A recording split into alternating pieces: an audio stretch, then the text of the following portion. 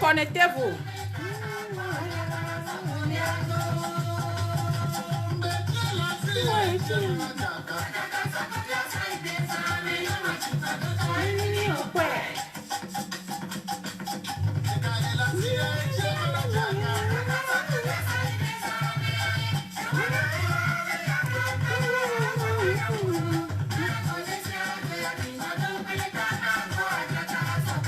Connectez-vous, connectez-vous.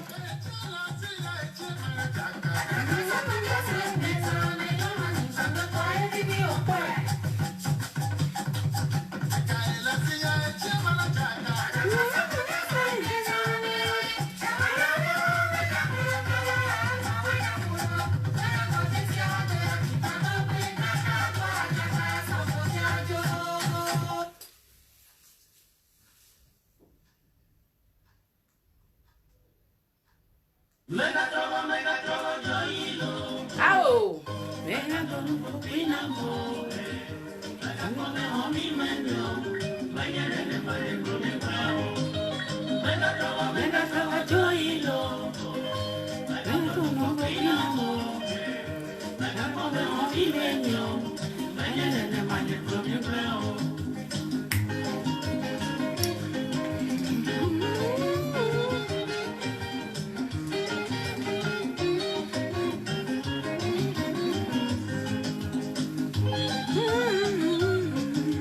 connectez. Connectez.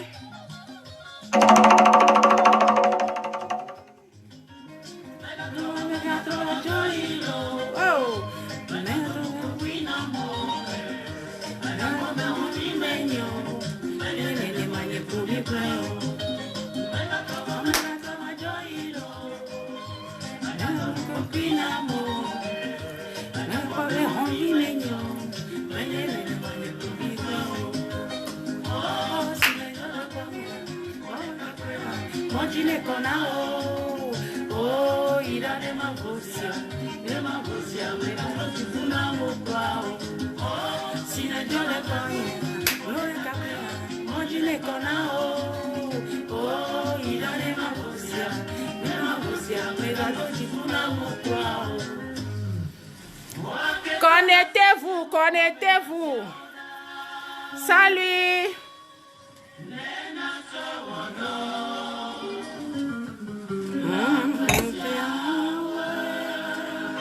Connectez-vous, aujourd'hui c'est le thème Egbe Mirava de nous que ni Agbe et toi là.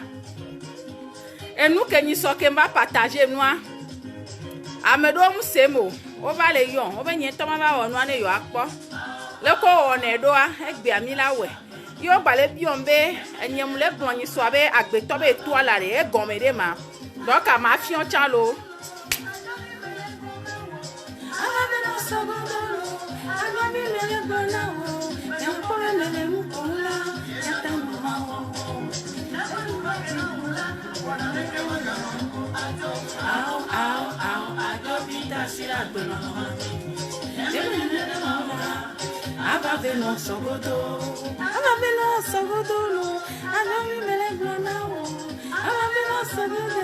Connectez-vous, m'dog benami. Leko mia sonku mia be viode amesia me fon a mia chami fon lo yo egbe a mama shiva va mule moi me nyonu fio ava ni so akemva va fun poso siantia amesubom semu o le biombe na nyema trova étoile a dit ne ma va expliquer que noi on est do nyen toma wene yo akpo wa mva egbe a bena mava we no akpo leke no se passer na doa ne ma we no akpo yenchi mva do egbe a ba mdo gbe na mi leke mi fondo ni sora be do leke onu de yinwe de a ahia mi ade mama ku de vio papa de ele ya a mi da pe ne ma wo mo ba men veve lo ama mi no so godoro ama mi me grana me na ko le mu ko la me da ma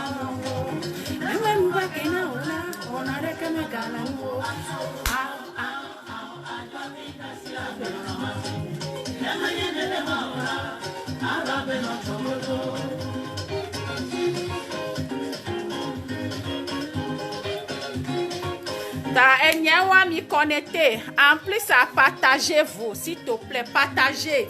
Partagez. Mi anto mi nyamena nyemom de Facebook antio. Aujourd'hui, c'est la deuxième fois que je suis venue. Donc, partagez-vous, partagez. Que on soit un peu nombreux et je commence les choses. Les trivia benyako le bion bena et nous kenyi les trivia les trivia ndademe zandeya les trivia le ni bena agbetoa ko jiwa ko jio la gbemea. Tu n'es pas venu seul. Ocho on va kudo ange gardien owe. Ocho on va kudo apo mseseo etadi mseseo esprit o ocho on va kudo nka gona be mon esprit me parle de quelque chose. Nkentio. Aha. Fika esprit aleu. Esprit ade, esprit kamo pona bena mon esprit me parle quelque chose. Fika esprit aleu non. Esprit ade non a miamea. Alors on a pareka, alors on a douci, alors on a miondia. Alors fika bello. Pasteur beaucoup esprit alia. Alors dès qu'on beaucoup esprit alia. Ek bien nyawa mi ja glan wa lo.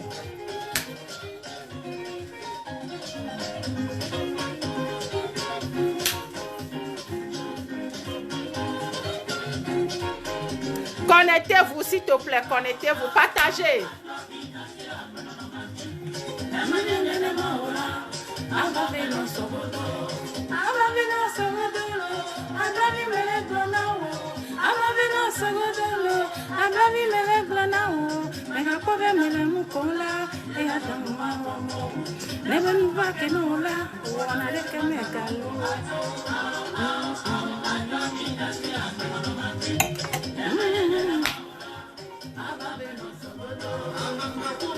Mpobe gamele yi. Mpobe Américain et meveni, ça suffit. Bon, le problème est nibe bon les tribibenya. Les tribibenya et les ni. Par exemple, je parle de ma vie. Je parle de ma vie. Les tribus fonctionnaient na la betoba gbeme. Yem les blonds, les côtés ni. Les triviani be ka flamme do jiwa. Par exemple, alovia maton ke mi le kwa. Alovia maton ke muso. Amedo jiwa ba nyigba ya jia. O jiwo le game. Amedo awa mononi. Nukola ducha o nkwe. Oni pauvre. Yo la kwa be okwa lovia.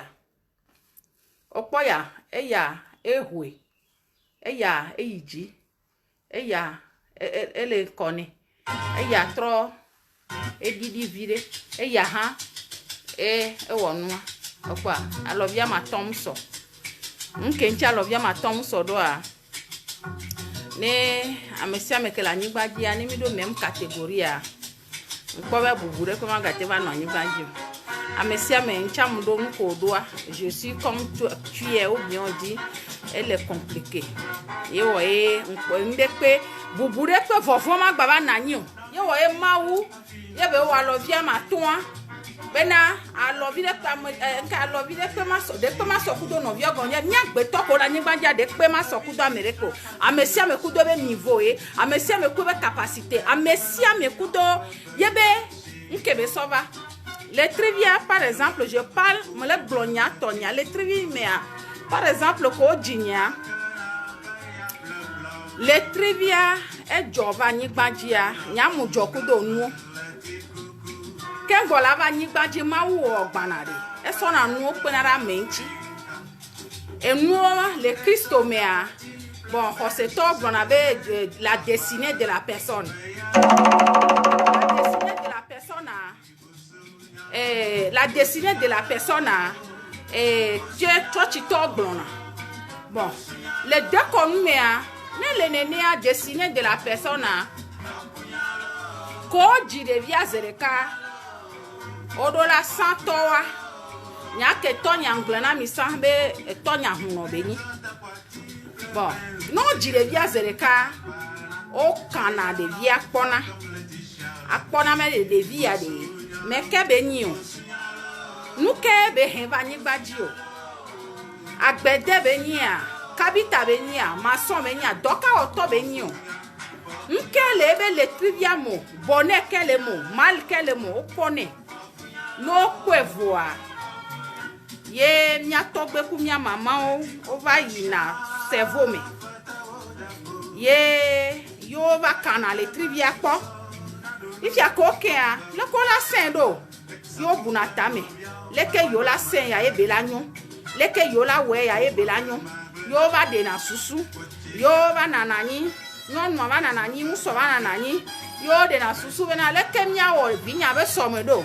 yo sana fo funa mea amedo wa o be de na joto no be joto wa ya ameke kanyi wa ya o ameke kanyi wa enyi gbere no gbere to gbere no nyi muso wa ameke kanyi wa gbere mama de e kanya o mama wa kebe na nyi ba yisa o mama wa be nya muse na nu mama be nya o mama nwe de be ni o we wo do gboga o la so mama be jonu so sare alono o la yi fogbo o la be yo mama be na nene o va je wa kwa o la to nkwa yo ne de via be mama ya leke je kwa o so na jonu so dona alone de via yo na nkwa yo na jonu abe joto bo no nyi musua yo la ba papa lo bo wa gberegbe to a ye ka kofi e ba nyi alo yo la be so papa we ma aso sara lo no enyi joto ko gbona bon no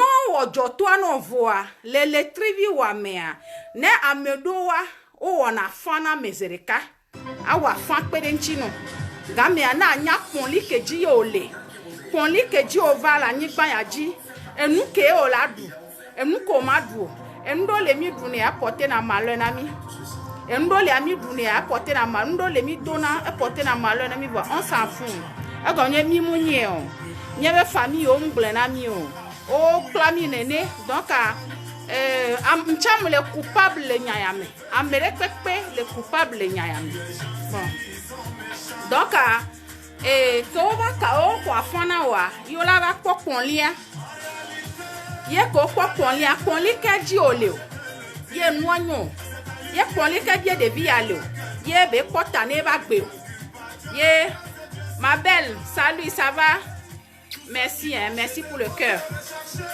partagez-vous donc voilà ye ponli o ba yina ponli ame o de bi ya o nu ya le ke be hen ba nyigba die ya enu ya le ke lebe le trivia me dans lebe le trivia me mami lebe le trivia me holu sakpate lebe le trivia me enu ya le ke lebe le trivia me le trivia e be so ba ya nu ke o to be nye ya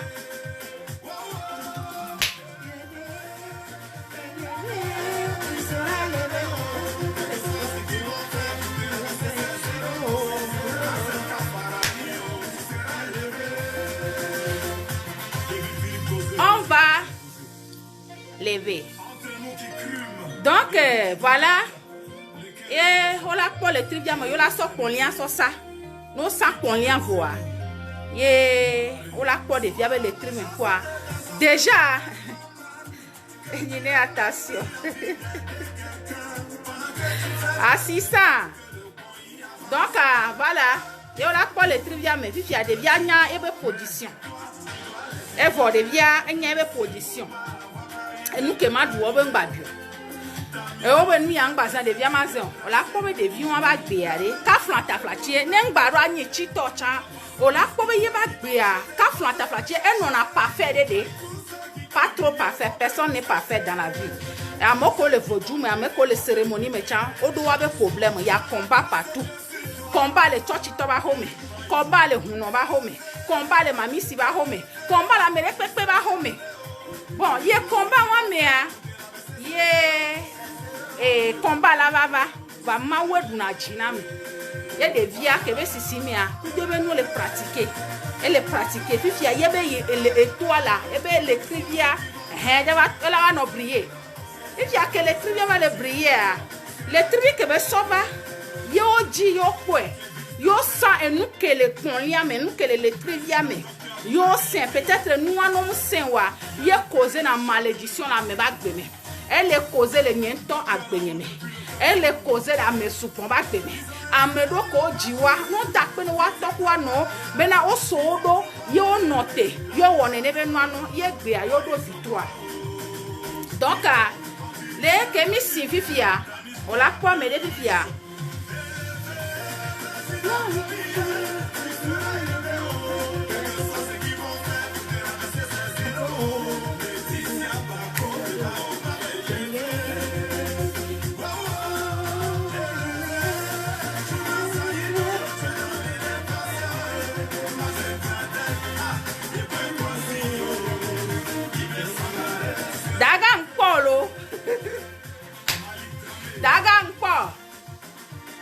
Daga auto à me polo. Partagez-vous la direct. Donc, founo mea, ye ko kwa fane de via voix. E de via la ba to afan be konyini, e la ba nya ponli ya ete nu ya eduna, nu ya emuguno. E nu ya ni kona ye, nu ya mu ni kona yo. E be la so e ba gbe. O la po be de via ba gbe a e yina. Bon, mi amoko mu we no, mi on cham le victime. E o mu we na mo. Donc, elle va y avoir malédiction.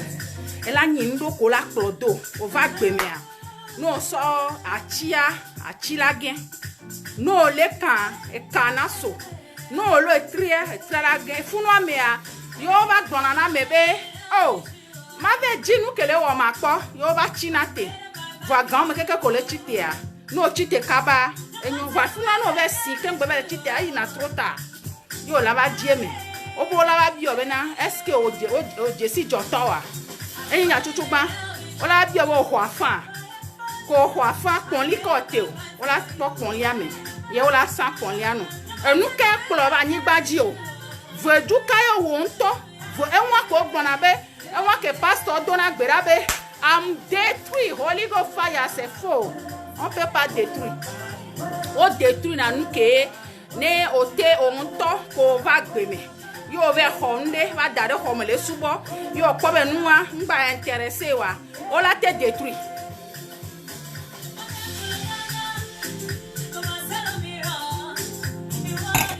o la te détruit ne be nuwa bon tant que enua e joku do va le photo me gbeke go jiwa e jo onya ke jona no le détruit nuwa na wa mu jona onya ke be ona eto ina mawu be nkume be bi na mawu na le mawu ko ja no ame aja ba ni gbajiare mu onya be nyekudu ebe ame ala be mu nyekudu ebe ani gbajia ela be if ya nka chi odasi mi o nka chi odasi ye bele do veve sesena mu nka chi odasi ye bele blesser mu unare pastor ona deliverance kaka agbe ko ba chi na pastor no mbanya owa eko nu keke la ba chakanu enu la ba gledo yo la ba top vcc ano nu me yenchia ne mia evite ne be nu benade mbaba jore mia jo mi o jore mia ji bo mi o mu le mo bo nya mu le mo bo le jore nya ji nye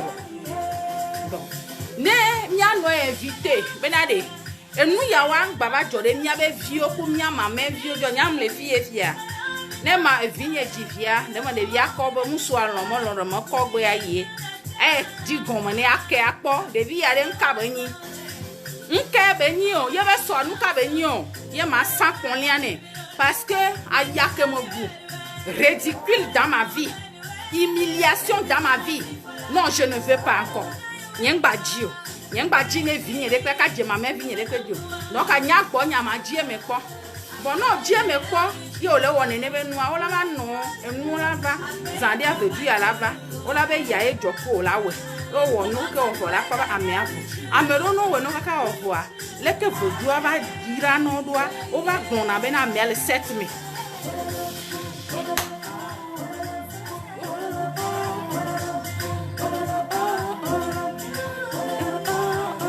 o ba gon na be na me le set me ba mo nye set me belo. Et nous que Jokudo wa les trivi wa les briller. Les trivi wa les briller parce que on a les trivi wa on a fiko so, on a hoke me oso, o la ko bena no yi huno do bo alo yi ko ma lo po de video wa o danua nya jona la honyeme ne mu yi ahoya ne mu danua dadanye do ndu ne fofo nya do vinyo na via vinyo ta sa vinyo do ndu ankenchia wa be ko be nunda o la be yo ndu na nu yo be le yo be le trivia mea le trivia be yo ngba du nu yo anyi ko akpobo onyina ko ameke nyina ko nebe unsese ameke nyina ko nebe tajibe voju ameke nyina ko nebe demare amewade ame respect be nyina ola be do ngolo ame anu barabara ole siro ba nde kpem le sio e ko kebele nyina ebe le trivia eyeta ejiba mesia me ne gesi ebe le trivi amesia me ne nya fi kebe soa amesia me ne nya enu kenenyi enu nwe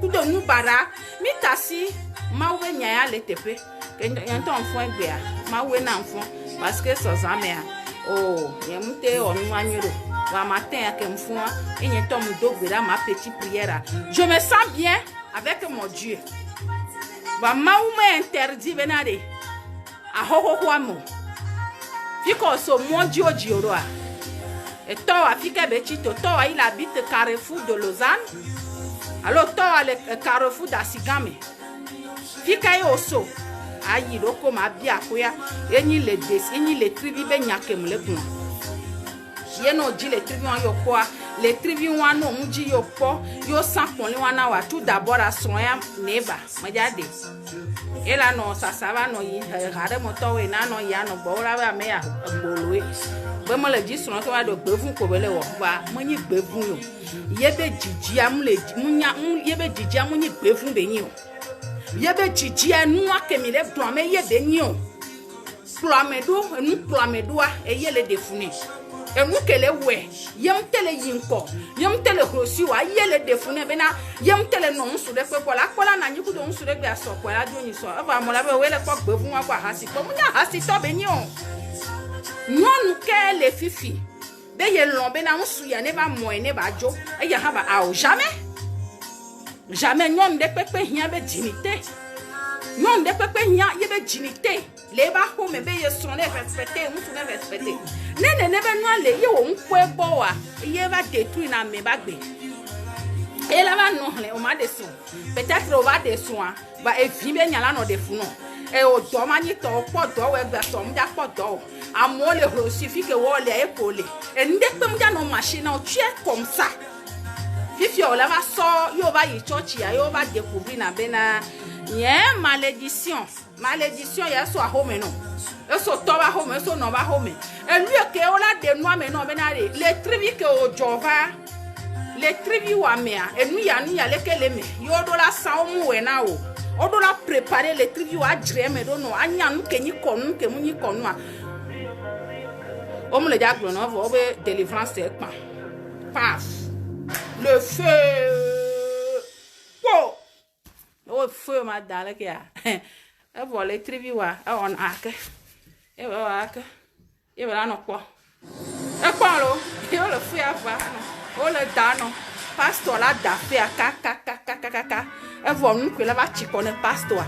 Onya ke va jona. Même chikone pastor kwa ça m'est arrivé à moi. E jode nyen to jinye. Nyen to mu do problème moi.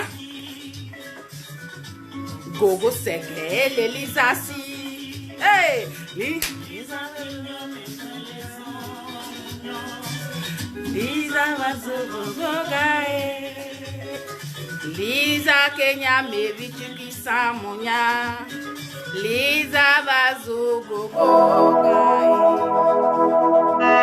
Ole senyamea enyewa if ya le problème que il no délivrance à noa je parle de ma vie, je parle de ce que j'ai vu me le glon nous que j'aurais n'y to jinya nous que wo mam le glen il no délivrance on le délivre kaka va do afile kwa de ko va to na me be to que jiwa ele wo fu no que jiwa ele wo fu e vo fu no la bonne soit sacrifice va me sacrificer la gbe ya makaka mu ko chiko ye que le chite ka don me vont le po ki me no que chaka kwa le il est to agbo no to yo no ele ja ye gbo la papa nyama ba se to ele nyore nyama ba gboko vont ele nyore nyama ba kula mo ele nyore nyama ba blagiji ele nyore ko la ka le blag benyera e to wa ke be jiwa ke o jio le bébé vi me amute wu e ko va sinvo yo va nyinde ko la nenu be la du e chamba e be jila jeme be na de e be vi nenu afunu e be ja ba wu le o ko le blemia Bible ne no homena wonto hun Bible na hlenu kele mea e ke ni to wa so ele me e ke pastor le hlen wa ngbase ayi church yi ma wo ba home adogbeda ne nde la si wa na mawu ne ejijo be ya safo le mo ba home assez ba avec les pasteurs là il y a un problème là m to fu no ba yi mo no mawu me 9 ans et demi donc nyang kebenya if ya yo be to chukala ti do to wa amoro be kona woto amoro be kona wa no okay mo nyi no ku to wa ni problem no ku to wa obo nya se to ye ko ji o mu wo ye fifi ya yo la ba wo to fia ko ye efo de ka dia ba gbe me glen nyonu vie ba gbe me glen nye mbale yi no nye golo e no nya amevu en ye black gbe me leke nke prouver o be aji no ke jio ke lo de potome mute ko ke da jiwa mu mi on pide jio be jio we oto be na wa no onya ko na no via le ko kona vile ke vive na do le ke awo vito la home le ke vive na do enya ke to ke mu jivia le ke mu wo vito na be nyemba te ba do na venue ye fesu ni chile ke nyemba te do nyemba ba do abichi do ye no wa lo le ke le na wa no kakaka yo ba si kwa ba to no be no wa ele de tu agbe wa de kafla enya ke mso ba na mere la te du enchi na ma ne du enchi na mere mpo be mu hia wa ndefu eno wo ke jiwa mu te wu ye ko ba si yo ba konkume e vino de pepe do na gbe la de viata be nenu na ye bevi e vino de pepe no na kloji be nenu na ye bevi ba wala be ye bevi ton egble fi ko le yo si que mon léa ne m'a déplacé montagne pour mes enfants, je peux le faire. Bah pasteur là, ton avec baou. Et que j'ai problème va. Et fia que on n'est pas problème ou est trop grave. Et ton là mon Dieu. Et non, si tu n'es non y a tout de suite là mon Dieu. Fifi bien non y maudit na mkabato. Fifi tiens quoi là ben n'y a Dieu quoi ton de devant. Ta amour vieux n'y en est ta ne veut tenir quoi monsieur amour au dernier wa voilà.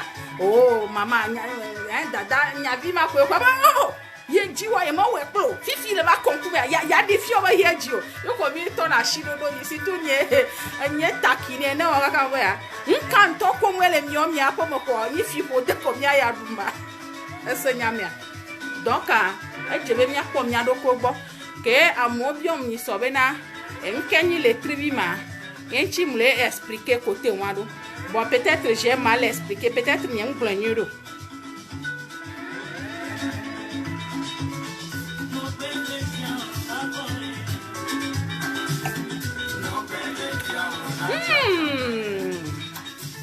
Atos.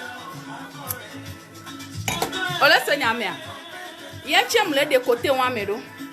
Donc nya jai. Nya no clever. Le mien donc en plus ça no doto esprit o e jinyambe esprit a nyabe étoile pour na me ola no nde fifia to na be ngba o va kombo on to mu jesi a pour valeur a asonya poto ne ya o bena konya vo ya we amalo lo lui il veut pas ton bonheur e bere de susu gbegblon no ye ba susu ke gblo ke ba gbon no wa ye die la ba no ke ba gbon to vo a e la ba ya we gble ba gbedo si kwa ya o mo de pe no kele ja we agbogbon wa to no be ne fait pas ça nya no do to nya be jio ku to nya be esprit o nya be gbogbon nya to me bele gbogbon de ma belle nya mama mo hogbe no le funu abizu là-bas so jibi do dam la mi envoyer cœur do dam la me do le pompo pour rien mi envoyer cœur na mi so cœur na ma nyamba ja pompo. Et jivi là, allez, mi so divina me. Maman y so djina me. Mi so djilo da me. Mi jo bon do le pompo quoi. Et divia neva. Et divine va là. Allez, so do da. So dia do da. Neva. Et dia neva. Ne subo. Bisous. Je t'aime. Donc, yé glenami, ta me si ameno non réveiller les do kweme. N'de que les gens, quel que soit les combats, ils do come, abio do come, n'ka joni ya les gens. Ayi do come. Mon bomba yi huno bode. Voyant tole, amon les pasteurs do les ko pona membe les tribus mename. O la te yiwa ko les tribus mais ça ne va pas te dire. N'ka hion la dra do ko do. En plus ça.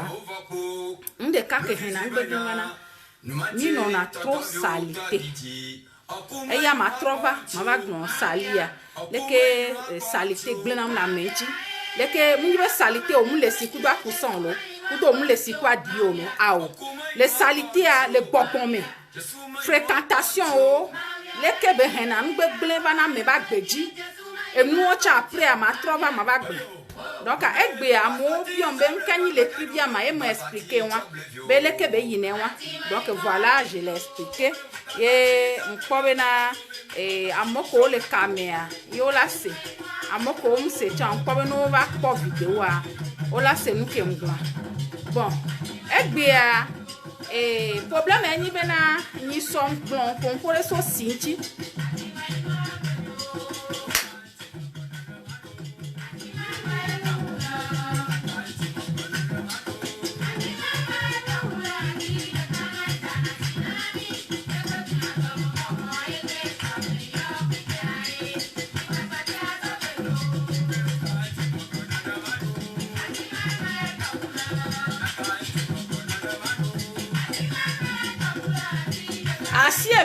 Asi venam la oh. Donc si abenya ni so ma glon si abenya ye amesu bon va yo bion be si ale ke yo azan si ado be nyen to ma ba wo si ane yo akpo kwa egbe anva si acha ya le gboni si ya ye mkuwe ya kwa zande ya fifia ma fiomi leke mu tonya doa ma so fiomi parce que amedo mbo no so si do ta kon nenu ke ya o ma konko na mereko ne wa do gbera amoko ni vodu to wa ayo wa be vodu ayo wa ba hodo wa to gbe sipe o amoko ni Kristo to wa do gbera le ma uta wa so si akode ba o gbegbe a yemva bina ma montrer leke mo tonya do anu ke chuchum le gbon yemva igbe ma fion donc nkobe amesugbom le kabwa ndefu nyabola ba ko videwa ne mi ba ko videwa fike mo le du wele ndira wa si ebenami omu gbogbo ya ngwa wu nyaduna le yovo dewa yemu du ya ka du kwa ajo ni gratuit anya ma famu donc enyake ngblwa bon nyemu forcer amere pepe bena ne ji ebe via ne ba kokko ebe via yi ne bokono ne wa nya de via be toalo je n'ai pas dit à ça ngblon be c'est mon moi que jode jinya eye wa parce que e jode jinyi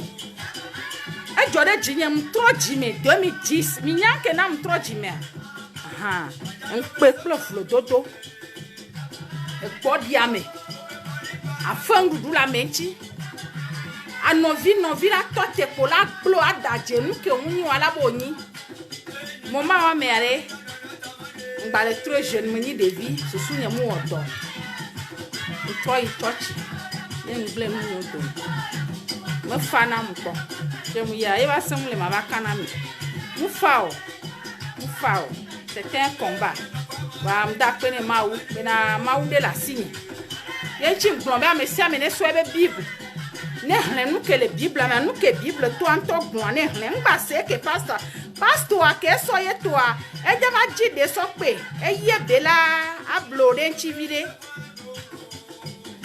grand frère mdogbelo bisou Ye bela bon nyake dro ke la tena bo la te de gâteau ke glono bo la sacrifier ke brena wa ye o la te de gâteau bible wa be da hen encha wo nto aso bible wo ne ano ne bible wa enyake le mea ye o la no glo muni ya ye toa ye o ye toa gâteau donc les trivia le vevere ba me sia me ne jesie be les trivia parce que no mu jesie les trivia wa emu pola no wo agbeme be nu la wo si be le ke be wo ma le ka agbeme be nu wo nye chantala le ke be wo nye nyonu fioa nye nyonu fioa le ka agbeme be nu wo ma ye pola wo nye mu le dajo nya wo mu le tono ya pata mi le yovo de le fia o la ko ba mo do we situation a no do l'Africa abenu wa munyi wa wo yo plo me do e pele de funo plo me do e pe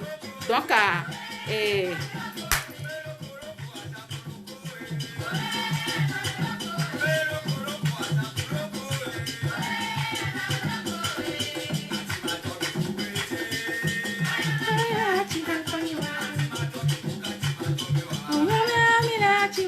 asi bela mi va mi douala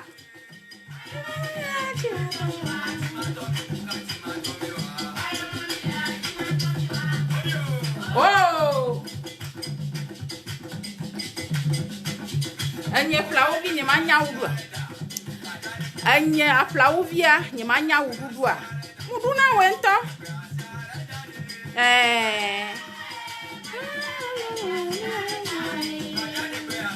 donc enyewa egbebe nyewa mu de l'électricité me bon nyemu de kaka yi au fond agoma nyi be nyemu nyi huno nyemu nyi huno we de na nu me amega ho we de na nu ame bon eke nko be ela te hunkuno ye o la chite a jemo a nkele wowa ye o la be jia ye o la wo bon no chite voa ye o la be jieme yo la ko va nyato nya le si bebe mu le rappel na mi mu le don ku na mi ye ko ni le trivia eni le trivia amo le trivia nu le bobo le amoro le agato ni ba o nya o le doya ago ni be ils ont raté leur destinée o raté o munye o ba famille o mfion o amere pe ngula o se ebo ele nene ebo nu gbogbo la no jo ola be ke ba gbe amea ela chi achigele kaka so nyen to jore jinye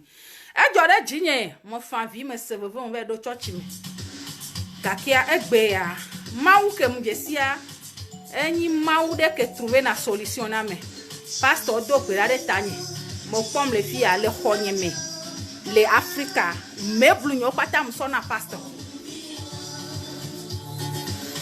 e jore jinye donc nyemu jibe ne be nu ane va va mi ba gbe mu ta mi chite amako la senyanya no we ameko ko be mu hia wa mu hia wona mi akpo be le intéressant pourquoi pas ne be pratiquer ko be nka be la te ko ma ne mu le intéressant wa bon voilà enyewa donc ma fion mi sia leke muzan sia do leke o la zendoa ma fion mi donc mon note vide ne tu bedenya baba ni baba le ma fion mesia bon ato salo mama nyeva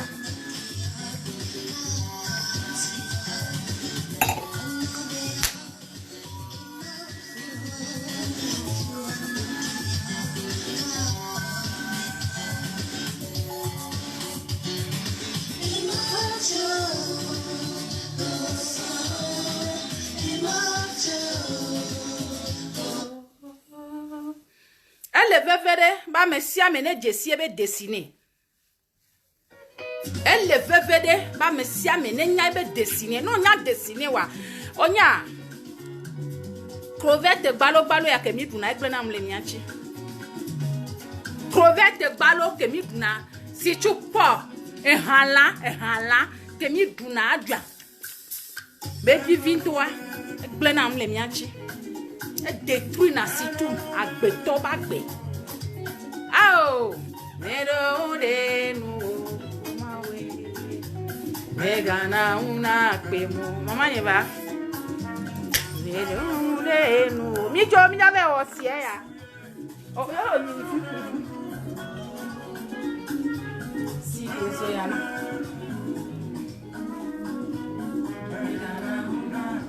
Babile. Ah, on va voilà. Enyo. Go convide. Opa. Aha. Enyo mudago. Didi I love you and enyo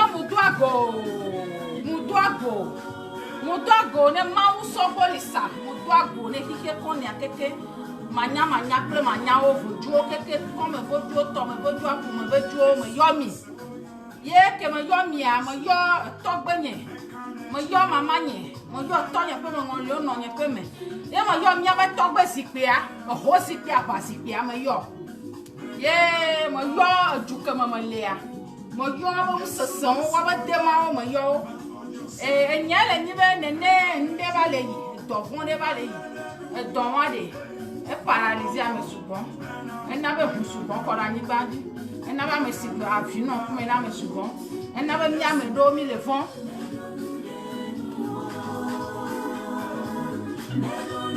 na be vovon ba ho me na mi ame do mi le fond vovon na be mimte même tu peux rien faire quoi. Donc allez, ye mon corps révélation de ye si ye maubere ni po anyi gbadira ya ko ke mi wonu von wu anyi gbadira ehunede mi so si esiare nya mu le ku do mioni. Désolé, peut-être ouais on la le ku du si c'est pas un problème on ko glem la mere penchi ye aussi ayo la souhait o la totere agbo amonu parce que amedo va yon privé yo le am sugbon va yon be yo le intéressant yo ko vidéo abel yo le intéressant le que on la pratiquer do benade ma va wonu ane yo akpo donc ake mva nko be am sugbon connecté va mnyabo la trova kwe donc o la lesia ko so kusi matin o la so sia daro anyimlope fi ko mla na nyide asosia dara nyigba abati wa gboleke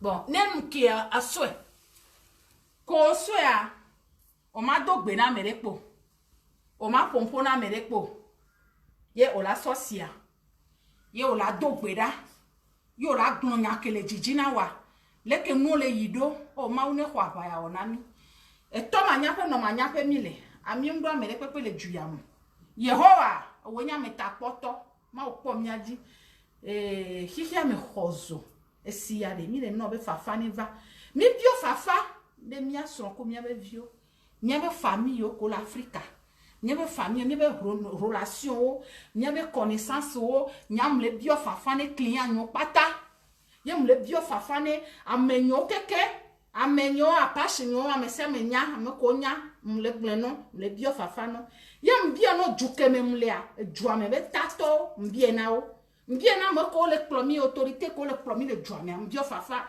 yem bio fafa ne koro juame ne ba koro nyeba home na home ne ba fanani ne mi akwa gbe ne mi achi mi abe vio no akwa gbe wachi la me sene tumi nya no sesende ne enu ne tronyo si bebele ke nu le loba regarde-moi tout ma ora wereke okwa eve ameto evo la sosi akode evo na hwebe nya mi na kwere supo ba fia ezu Europe donc evolo emi kwere evo kwa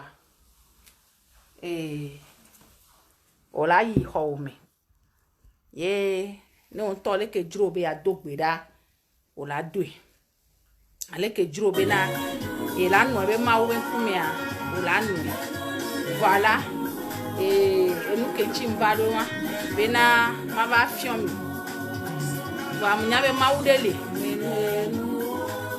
ao meno renu renu hey me gana una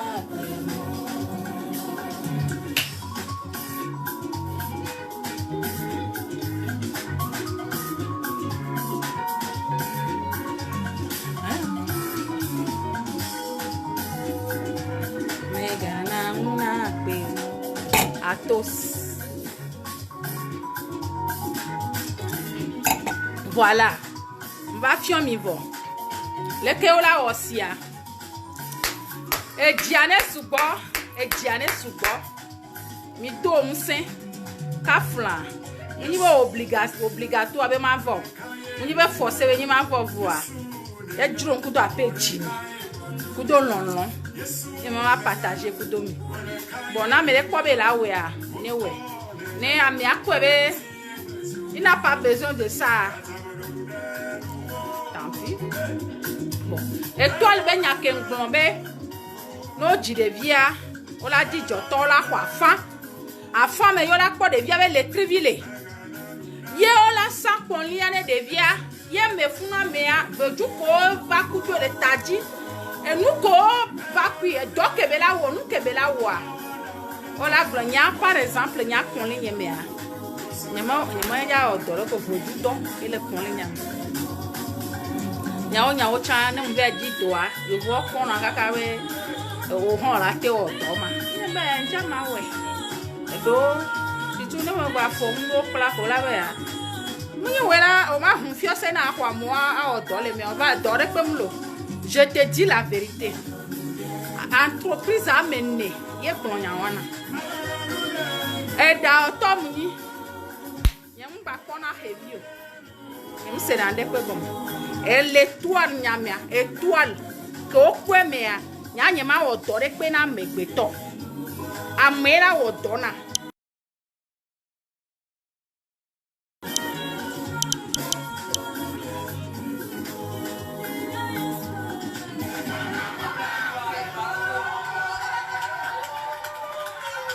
Allô, maman ni, va pas nous y en andalo. Non, agbadagbare les filles. Des blas.